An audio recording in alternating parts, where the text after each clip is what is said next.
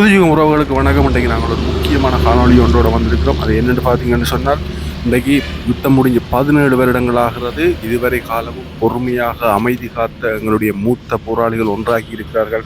என்ன விடயம் என்றதை நாங்கள் பார்க்க போகிறோம். அவர்கள் ஒன்றாகி இன்றைய தினம் மாபெரும் சந்திப்பு ஒன்று முன்னெடுத்திருக்கிறார்கள். அவர்கள் என்ன கதைக்கிறார்கள், என்ன விடயம் என்றதை நாங்கள் காணொலிக்குள்ளே போய் பார்ப்போம். வாங்க காணொலிக்குள்ளே போவோம்.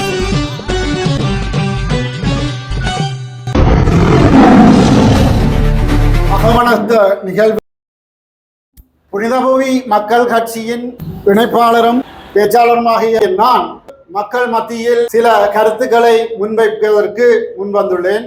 இன்று நாம் இந்த கட்சியை மக்கள் சேவைக்காக ஆரம்பிப்பதன் முழு நோக்கம் எமது மக்களுக்கான சுயநிர்ணய தீர்வு கிடைக்கப்பெற வேண்டும். நாங்கள் கூறுவது ஒவ்வொரு வார்த்தைகளும் உண்மையாக இருக்கும், விசுவாசமாக இருக்கும் என்பது எமது இனிய மக்களுக்கு தெரியும். இங்கே இருக்கின்ற பெரும் அரசியல் தலைவர்களை அடுத்த ஆண்டு நினைவு கூற அவர்களுடைய குடும்பமே முன்வரவில்லை.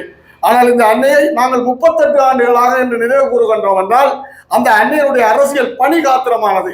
ஆகவே அதைத்தான் இன்று நாங்கள் செய்திருக்கின்றோம். எங்களுடைய அரசியல் பணி என்பது மற்றவர்களை போன்று போலியாக இல்லாமல் அன்னை போதியை போன்று ஒரு காத்திரமானதாக இருக்க வேண்டும்.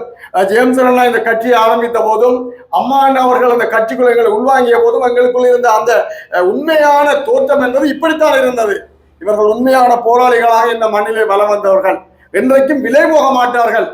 அவர்களுக்கு பின்னாலே நாங்கள் இந்த மக்களை அணி சேர்த்து குறைந்தபட்சம் அந்த மக்களுக்கான மிகவும் தரக்கூடிய நீதிகளையாக நாங்கள் பெற்றுக் கொடுக்க முன்வர வேண்டும். ஏனென்றால் நாங்கள் அப்படி புடம்போட்டு வளர்க்கப்பட்டவர்கள். மக்களுக்கு எல்லாம் அரசியல் என்றால் அல்ல ஒரு எலெக்ஷன் வருது என்றால் அவர்களுக்கு வைத்தியர்கள் வேண்டும், சட்டவாளர்கள் வேண்டும், சட்ட நுணுக்கங்கள் தெரிந்தவர்கள் வேண்டும், பெரும் நீதியரசர்கள் வேண்டும். அவர்கள் எல்லாம் எங்களுக்கு நீதி பெற்று தருவார்கள், விடுதலை பெற்று தருவார்கள் என்று தங்களுடைய வாக்குகளை அள்ளி வழங்குவார்கள். ஆனால் அவர்களுக்கு ஒரு உண்மை தெரிய வேண்டும், இந்த மக்களுக்கான அரசியல் அவர்களுக்கு தெரியுமாண்டு. இந்த மண்ணிலே நாங்கள் நீண்ட காலம் அரசியல் பணி செய்தவர்கள். அந்த அரசியல் பணி எப்படி செய்ய வேண்டும் என்று எங்களுக்கு சொல்லி தந்த ஆசான் மூத்தி அண்ணா அவர்கள் தான். இங்கே எந்த மகானும் எந்த அரசியல்வாதியும் சொல்ல முடியாது நான் மக்கள் பணியை படித்து விட்டு வந்தேன் என்று. ஆனால் நாங்கள் படித்து விட்டு வந்தோம். முதலாவது அரசியல் துறை கல்லூரியை இந்த மண்ணிலே நிறுவி பல நூற்றுக்கணக்கான போராளிகளை இவர் பயிற்றுவித்த போது இவருக்கு கீழே நானும் கல்வி கற்றேன்.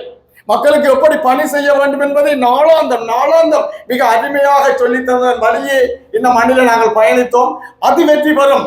அந்த பணியை செய்தான் என்று நாங்கள் வந்து வளர்த்தவரே இப்ப இன்று எங்களுக்கு ஆலோசனை தந்து கொண்டிருக்கின்றார். உங்களுக்கு நான் சொல்லித்தந்த அந்த மக்கள் பணியை செய்யுங்கள்.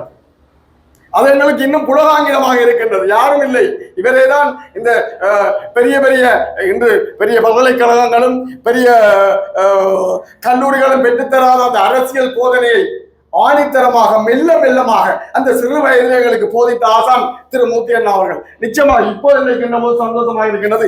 இந்த தென்மராட்சி மண்ணிலுமே நூற்றுக்கணக்கான போராளிகள் காலையில் இருந்து இரவு வரை இவர்கள் கல்வி கற்றோம். எங்களுக்கு சொல்லி தந்ததெல்லாம் இந்த மக்கள் என்ன செய்கின்றார்கள், அந்த மக்களின் அன்றாட உணவுக்கு என்ன செய்கின்றார்கள், அன்றாட கூலிக்கு என்ன செய்கின்றார்கள், அவருடைய வாழ்க்கை எப்படி நகருகின்றது, அந்த மக்களை எப்படி நீ உயர்த்துவாய், அந்த மக்களுடைய மேம்பாட்டுக்காக என்ன செய்வாய், இதைத்தான் இவர்கள் அன்று எங்களுக்கு சொல்லி தந்தார்கள். இன்று அதை செய்யத்தான் மக்கள் முன் வந்து நிற்கின்றோம். 100 கால பகுதியிலே 40 வருடங்கள் ஆகிவிட்டது.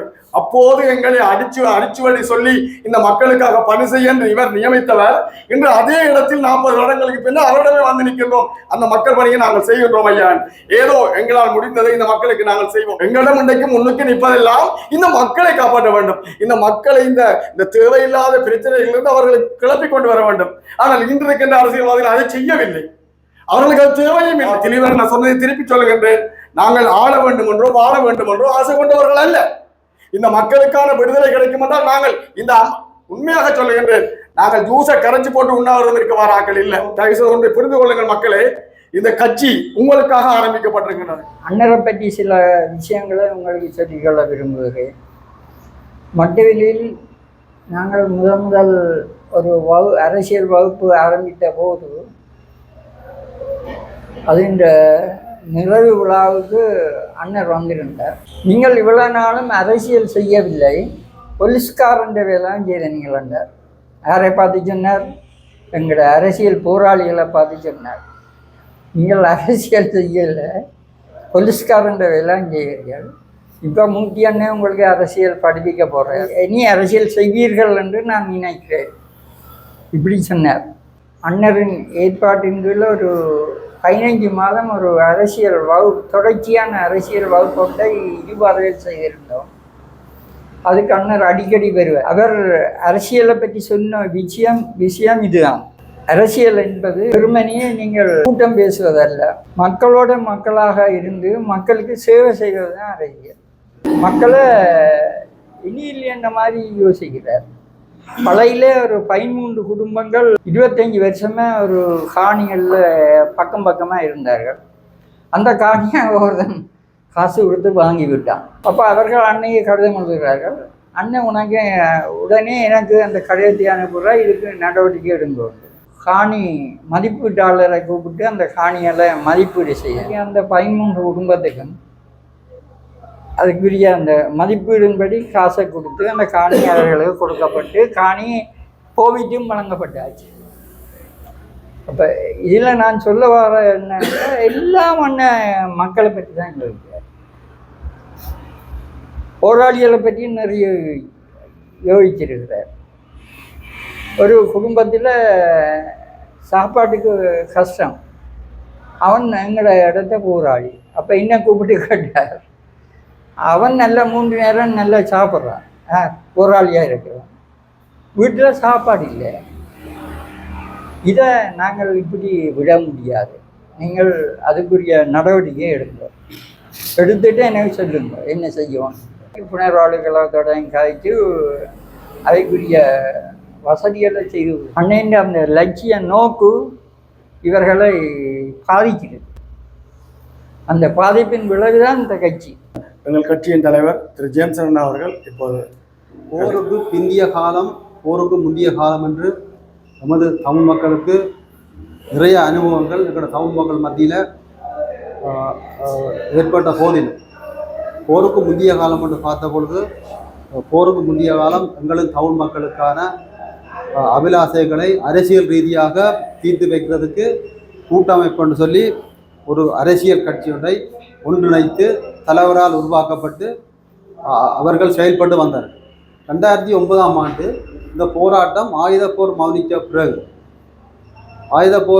பிறகு போராளிகள் எல்லாரும் புனர்வாழ்வுக்கு செல்லப்பட்ட போது அதை அடுத்து வந்த காலங்களில் இந்த அரசியல் அந்த கூட்டமைப்பு என்று சொல்லி இயங்கி வந்த அனைத்து அரசியல்வாதிகளும் மக்களின் நலனை புரிஞ்சு கொள்ளாமல், மக்கள் கடந்த காலங்களில் மக்கள் எவ்வளவு துன்பங்களை துயரங்களை அனுபவித்து வந்து மக்கள் தங்களின் பிள்ளைகளின் உயிர்களை இந்த நாட்டுக்காக மண்ணுக்காக அர்ப்பணித்தும் இது போன்ற பல்வேறு துன்பங்களையும் பொருளாதார இழப்புகளையும் சந்தித்து மக்கள் நிற்கதியாக ஆக்கப்பட்டு இந்த மண்ணில் வாழ்ந்து கொண்டிருந்த காலத்தில் போருக்கு பிறகு இந்த அரசியல்வாதிகள் இந்த மக்களின் அபிலாசைகளை ஒரு அளவிலேனும் திருப்திப்படுத்தக்கூடிய மாதிரியான எந்த ஒரு வேலை திட்டங்களும் இந்த அரசியல்வாதிகளால் எங்களோட மண்ணில் நடக்கலை என்றது எனது ஆழமான கருமைக்காக நீண்ட காலம் போராடுற அந்த மக்கள் இன்றைக்கு ஒரு திரும்பவும் ஒரு இனத்தின் ஒரு அடிமை சாதனத்துக்குள்ளே ஒரு பால் குழிக்குள்ளே தள்ளப்படுற ஒரு காலகட்டத்துக்கு எங்களோட மக்கள் போய்கிட்டு இருக்கு. இதை எள்ளளவு கூட அந்த அரசியல்வாதிகள் எங்களோட மக்களின் எதிர்காலம், எங்களோட மாணவ செல்வத்தின் எதிர்காலம், எங்களோட கலாச்சாரம் எல்லாம் சீரழிஞ்சு போகிற இந்த காலகட்டத்தில் கூட இன்றைக்கு இந்த தற்போது எங்களோட மண்ணில் இயங்கிக்கிற அரசியல்வாதிகளை மக்கள் பெருமளவில் நம்பினவ தங்களோட எதிர்கால சந்ததியினரை இந்த அரசியல்வாதிகள் ஓரளவிலாவது பாதுகாப்பினவன் என்று நம்பினவ. ஆனால் எல்லாத்துக்கும் இந்த அரசியல்வாதிகள் விட கொடுத்து விட்டன. இந்த வகையில் நாங்களும் நீண்ட காலமாக நாங்கள் இந்த மக்களுக்காக மண்ணுக்காக நாங்கள் நீண்ட காலமாக எங்களை அர்ப்பணித்து நாங்கள் பல துன்பங்களை தாங்கி நாங்கள் பல காயங்களை தாங்கி இந்த நாட்டுக்கும் மக்களுக்கும் எங்களோட மனத்துக்கு தன்னிறைவு காணக்கூடிய பணிகளை நாங்கள் அந்த மக்களுக்கு நாங்கள் செய்து நாங்கள் மனநிறைவு அடைந்து இருந்து நாங்கள் இந்த போர் மௌனித்த பிறகு நாங்கள் புனர்வாழ்வு சென்று நாங்கள் புனர்வாழ்வு முடித்து சமூகத்தோடு நாங்கள் மீளமைக்க செயல்பட்டு நாங்கள் சமூகத்தோடு வாழ்ந்து அந்த வாழ்ந்து வார காலகட்டத்தில் நாங்கள் எங்களோட அமைதியான வாழ்க்கையை மக்கள் மத்தியில் நாங்கள் அதை எப்படி கொண்டு செல்லலாம் என்று நாங்கள் சிந்தித்து கொண்டு இருந்த காலத்தில் எங்களோட மக்களுக்கு நடக்கிற அநீதி, எங்களோட மக்களின் சுதந்திரம், எங்களோட மக்களின் எதிர்பார்ப்பு, எங்களோட மக்களின் பொருளாதாரம், எங்களோட மக்களின் கலாச்சாரம், எங்களோட மாணவர்கள் சீரழிக்கப்படுற கொடூரமான முறையில் எங்களோட மாணவர்கள் போதவஸ்தால் சீரழிக்கப்படுற கொடுமைகள், இதை எந்த அரசியல்வாதியும் கண்கொண்டு பார்க்காமல் தங்களோட நலனுக்காக தமிழ் மக்களுக்கு சம்மந்தப்படாத அரசியல்வாதிகளை இதுக்கு போர் முடிஞ்ச அப்புறம் இருந்த அரசியல்வாதிகள் செய்த முக்கியமான பங்கு என்னென்றால் தமிழ் மக்களுக்கு சம்மந்தப்படாத அரசியல் வேற கொண்டது. தமிழ் மக்களுக்கும் அந்த அரசியல்வாதிகளுக்கும் எந்த ஒரு சம்மந்தமே இல்லை. அந்த மக்கள் அவையில கொண்டு அரசியல்களை கூட்டி வடபகுதியில் கொண்டு அவையில நிறுத்தி அவையெல்லாம் பிரிஞ்சு அரசியல் சாதாக்கள்னு சொல்லி பிரிஞ்ச மக்களுக்கு கொண்டு அவையில மக்கள் நம்பி உருண்டி கோயில தேங்காய் வைக்கிறதும் இருக்கு. உருண்டி கோயில சில அரசியல்வாதிகள் வரைக்கும் தேங்காய் வச்சு மக்கள் நம்பின வரலாறும் இருக்கு. அவையில் வந்து மக்களுக்கு என்ன செய்யுது, எல்லாரும் இந்த பாதிக்கப்பட்ட மக்களின் இந்த தத்தத்தில் தான் முழு பேரும் வந்து குழுவாங்க. இன்றைக்கு நாங்கள் யாரையும் குற்றம் சாத்து நாங்கள் வரையில. எங்களோட மக்களுக்கு நாங்கள் நீண்ட காலமாக போராடின போராளிகள், எங்களுக்கு எங்களோட மக்கள் சார்ந்த இந்த விடயங்களை நாங்கள் கலந்து கொள்ள, நாங்கள் அதை ஈடுபட்டு நாங்கள் கதைக்க எங்களுக்கு அனுமதி இருக்கு. நாங்கள் அந்த ரீதியில் இன்றைக்கு நாங்கள் ஆயுத போராட்டத்தை நாங்கள் நடத்துறதுக்கு நாங்கள் எப்படி உன்னிப்பாக நாங்கள் இருந்தோம், எப்படி நேர்மையாக இருந்தோம், எப்படி கண்ணியமாக இருந்தோம், எப்படி மக்களுக்காக அர்ப்பணித்தோம், ஒருவேளை உணவு இல்லாமலே நாங்கள் மக்களுக்காண்டி போராடினோம். அந்த கொள்கையை நாங்கள் ஆயுத போராட்டத்தை செய்து நாங்கள் அது ஆயுத போராட்டம் கவனிக்கப்புறம் கைவிட்டுட்டோம். அதே பாணியில் ஜனநாயக வழிமுறையில் ஒரு மக்களுக்கு பாதிக்கப்பட்ட இனத்துக்கு ஒரு ஜனநாயக வழிமுறையில் நாங்கள் என்னென்ன செய்யணுமோ அத்தனையும் நாங்கள் செய்வோம். நாங்கள் எந்த கட்டத்திலும் எங்களோட மக்களுக்கு நாங்கள் துரோகம் செய்ய போவதில்லை, துரோகம் செய்ய மாட்டோம். மக்களுக்கு நிறைய செய்துட்டோம். ஓய்வில் இருந்து நாங்கள் ஓய்வில் இருக்கிற காலத்தை கழிக்கிற நேரத்தில் எங்களோட இளம் சமுதாயம் பாதிக்கப்படும். என்ன பிரச்சனைன்னா இளம் சமுதாயம் பாதிக்கப்படுது. இப்போதான் தற்போதைய அரசியல்வாதிகள் அதை கண்டு காணாமல் இருக்கணும். அப்போ இன்றைய காலகட்டத்தில் வந்து மக்கள் வந்து எல்லா நெருக்கடியும் தாங்கி மக்கள் என்ன செய்கிறான்னு தெரியாமல் மக்களிடையே வாழ்ந்து கொண்டு இருக்கணும். ஆனால் எங்களோட மக்களை வஞ்சிக்கிற குணம், எங்களோட மக்களை அடியோடு வேற இருக்கிற குணம் இப்போ நடந்துதான் இருக்கு. அந்த இயந்திரம் வேறு தானே இருக்கு. அதை யாரும் தடுக்கலாது. அது எல்லாருக்கும் தெரியும். இப்போ நாங்கள் நடந்த போருக்கு நாங்கள் இருந்தபடியா அந்த மக்கள் நிலைனா நாங்கள் பார்த்தபடியா எங்களுக்கு விளங்குது. இது மக்கள்கிட்ட வேறு அறுவடைன்னு எங்களுக்கு விளங்குது. ஆனால் இருந்தாலும் நாங்கள் இதை ஜனநாயக வழியில் நாங்கள் இதை செய்ய தவறுவமா இருந்தால் எல்லாரும் இந்த எங்களோட மக்களிட வாழ்க்கை கேள்விக்குரியதான். நாங்கள் இந்த மக்களிடம் நாங்கள் கேட்டுக்கொள்றோம் என்னன்னா, ஒற்றுமையாக இது ஒரு நல்ல சந்தர்ப்பம். இந்த சந்தர்ப்பத்தை எல்லா மக்களுக்கு உள்ள புத்திவிகள் எல்லாரும் இதை நீங்கள் எல்லாரும் கருத்தில் கொண்டு எதிர்கால சமுதாயத்துக்காக நீங்கள் என்னென்ன செய்யணுமோ அத்தனையும் நீங்கள் செய்து இந்த புனித பூமி மக்கள் கட்சி என்று இது வந்து நாங்கள் போராளிகளாக நாங்கள் கலந்துரையாடி மக்களோடும் கலந்துரையாடி தான் நாங்கள் இந்த கட்சியோட நாங்கள் ஜனநாயக வழியில் பதிவு செய்திருக்கோம். நாங்கள் இந்த புனித பூமி மக்கள் கட்சி தோன்றி வந்திருக்கு தானே. அவைகளுக்கு அறிவிருந்தால் அவைகள் மக்கள் நலன் சார்ந்ததாக அவைய மனதில் அறிவிருந்தால் வந்து எங்களோட சேர்ந்து இயங்கலாம். அவைகள் தங்களை பெரியாக்களை காட்டி போய் அப்பப்போ போய் அங்கங்கே மீட்டிங்கில் தலையை காட்டி போடுறது நான் தான் பெரியாள் எனக்கு தான் விஷயம் தெரியும் என்று சொல்லிக்கிறதுக்கு அர்த்தம் இல்லை. நான் இந்த செய்தி வந்து எல்லா இடம் பரவ பண்ண கடை தான் நான் சொல்கிறேன். உங்களுக்கு அறிவு இருந்தால் வாங்க புனித பூமி மக்கள் கட்சியில் இயங்கலாம், ஒரு பிரச்சனையும் இல்லை. நீங்கள் கூட கருத்து எடுத்து நாங்கள் சரியாக பாரு தருவோம், வந்து இயங்கலாம். அதை விட்டு போட்டு வெளியே இருந்துக்கிட்டு எனக்கு தான் விஷயம் தெரியும் அப்பப்போ ஒரு கூட்டத்தில் போய் காய்ச்சி போட்டு வரைஞ்ச போய் காய்ச்சி போட்டார். அதில் அதே நல்லதான்னு நான் நினைக்கல. அது மக்களுக்காக நீங்கள் பயன்படுத்துகிறா நான் வரவேற்கத்தக்கது. உங்களோட அறிவை மக்களுக்காக பயன்படுத்தணும், சரிதானே? தனிப்பட்ட போய் நீங்கள் உங்களோட கருத்தை போய் பயன்படுத்தி விட்டு வந்தால் இன்றைக்கு அது சரி வராது. உங்களோட விஷயம் இருந்துச்சா வாங்கலையா கட்சிக்குள்ளே.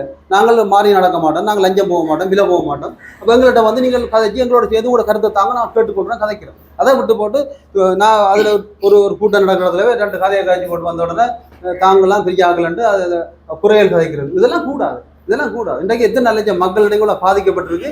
இதுக்கு யார் பொறுப்பு? இது யார் செய்கிறது? இன்றைக்கு ஒரு மாணவரை கூட பாடசாலைக்கு பெற்றோர்கள் விட 5 காலம் இப்போ நடக்கும்.